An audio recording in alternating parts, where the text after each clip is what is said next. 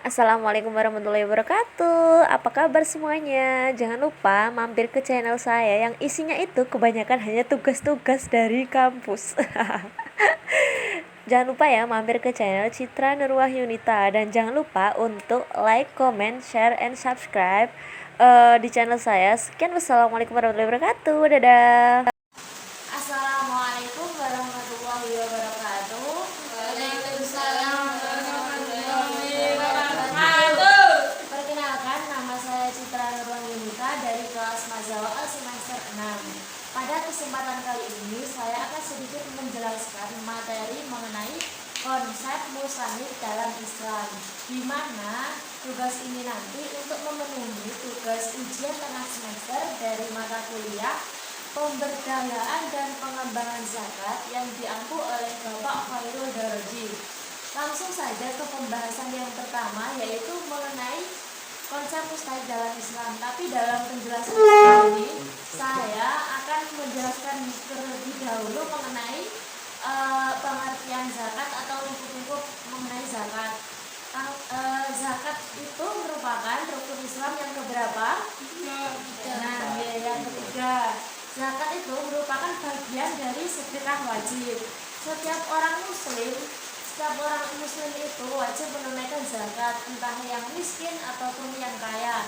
Intinya ketika sudah mencapai hartanya itu sudah mencapai nisab atau sudah mencapai haul, maka wajib mengeluarkan zakat.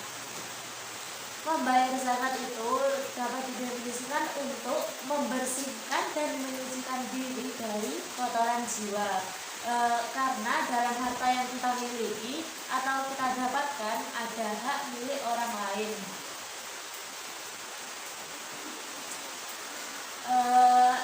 Yang selanjutnya yaitu syarat-syarat zakat. Syarat-syarat zakat itu ada 6. Yang pertama yaitu Islam, yang kedua merdeka, yang ketiga milik sempurna, yang keempat merupakan hasil usaha yang baik, yang kelima cukup nisab, dan yang keenam cukup haul. Dengan zakat mustahik dapat merubah hidup mereka, yaitu untuk meringankan biaya hidup, untuk menjadikan kuat berusaha dengan modal zakat, juga memberikan kesadaran penggunaan zakat, serta dapat mengembangkan etos kerja.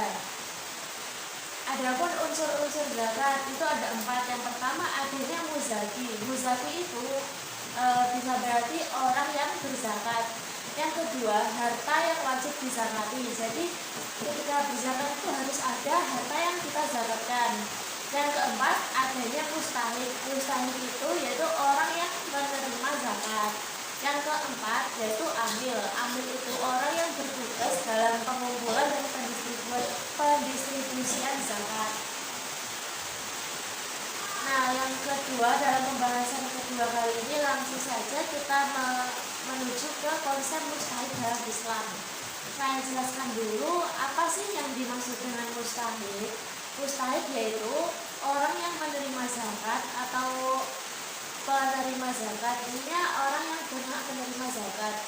Di dalam mustahil itu ada 8 golongan yang dinamakan dengan 8 golongan asnaf.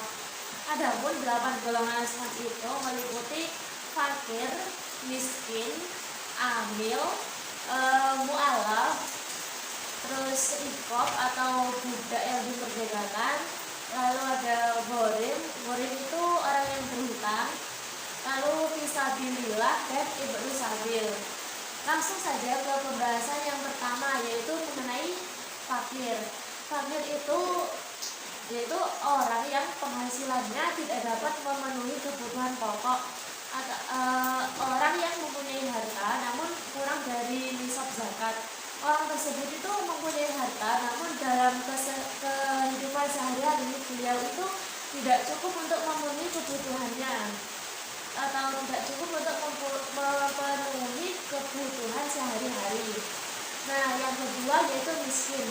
Fakir dan miskin itu tidak jauh beda, tapi kalau miskin itu orang yang memiliki pekerjaan tetapi penghasilannya tidak dapat untuk memenuhi kebutuhan hidupnya atau kebutuhan sehari-hari. Kalau fakir itu orang yang mempunyai harta namun tidak cukup untuk mencukupi kebutuhan sehari-hari. Kalau fakir itu orangnya tidak bekerja. Nah, kalau miskin itu orang yang memiliki pekerjaan namun masih kurang dalam memenuhi kebutuhan. Yang ketiga yaitu amil. Amil itu orang yang ditunjuk oleh pemerintah muslim setempat sebagai petugas pengumpul dan penyalur zakat dari muzaki. Adapun tugas dari amil itu yaitu penarikan atau pengumpulan zakat, yang kedua pemeliharaan zakat, yang ketiga pendistribusian zakat. Amil itu berbeda dengan panitia zakat yang biasanya berada di masjid. Kalau panitia zakat yang berada di masjid itu kan biasanya hanya mengurusi zakat ketika ada waktu zakat gitu. Nah, kalau amil itu biasanya orang yang ditunjuk dari pemerintah, bekerjanya itu biasanya di lembaga-lembaga seperti itu.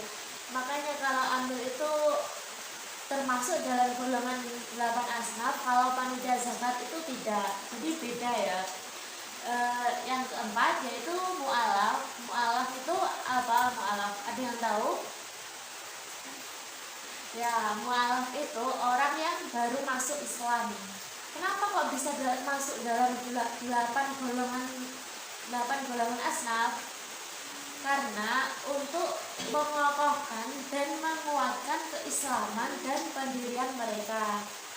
Orang yang baru masuk Islam itu kan dapat dikategorikan imannya masih lemah. Nah, maka dari itu bisa masuk ke dalam 8 golongan asnaf, karena untuk itu tadi, untuk mengokohkan dan menguatkan keislaman dan pendirian mereka. Jadi semakin mantap gitu imannya. Yang kelima yaitu rikob. Rikob itu budak-budak yang dimerdekakan. Maksudnya budak muslim yang sedang dalam proses dimerdekakan. Namun sekarang ini budak dapat dinyatakan tidak ada lagi setelah adanya kesepakatan internasional terkait penghapusan perbudakan dari dunia tahun 1952.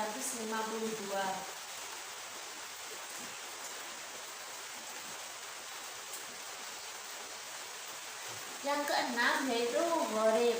Gharim yaitu orang yang berhutang.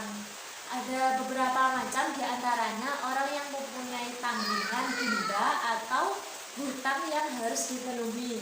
Sedangkan untuk memenuhinya, ia harus menguras habis harta kekayaannya, atau ia harus berhutang kepada orang lain, atau berhutang dan melakukan kemaksiatan lalu ia bertaubat. Orang-orang seperti ini wajib diberi bagian zakat atau wajib termasuk dalam 8 golongan asnaf. Yang ketujuh yaitu fisabilillah. Fisabilillah itu orang-orang yang berjuang di jalan Allah, sedangkan mereka tidak digaji oleh lembaga terkait. Seperti contoh, orang yang sedang mengabdi di suatu pesantren. Orang itu mengabdi dengan penuh rasa ikhlas tanpa mengharapkan imbalan sepeser pun. Tapi masalah dikasih imbalan atau tidak itu tergantung lembaga masing-masing. Intinya setiap pekerjaan yang berjuang di jalan Allah seperti mengabdi tadi, seperti intinya menolong dengan ikhlas, itu masuk fisabilillah. Yang kedelapan atau yang terakhir yaitu ibnu sabil. Ibnu sabil yaitu seorang musafir atau seseorang yang sedang melakukan perjalanan jauh dengan tujuan kebaikan atau untuk menyiarkan agama Islam. Namun dalam perjalanan tersebut bekal yang ia bawa itu tidak mencukupi untuk kembali ke asalnya. Maka orang-orang yang termasuk dalam kategori ibnu sabil tersebut boleh dimasukkan dalam 8 golongan asnaf. Ya, mungkin itu yang dapat saya sampaikan mengenai zakat dan konsep mustahil dalam Islam. Apabila ada kurang lebihnya saya mohon maaf. Wassalamualaikum warahmatullahi wabarakatuh. Waalaikumsalam warahmatullahi wabarakatuh. Nah, mungkin itu yang dapat saya sampaikan. Apabila ada kurang lebihnya atau ada salah kata dalam penjelasan tadi, saya mohon maaf yang sebesar-besarnya. Cukup sekian dari saya. Wassalamualaikum warahmatullahi wabarakatuh.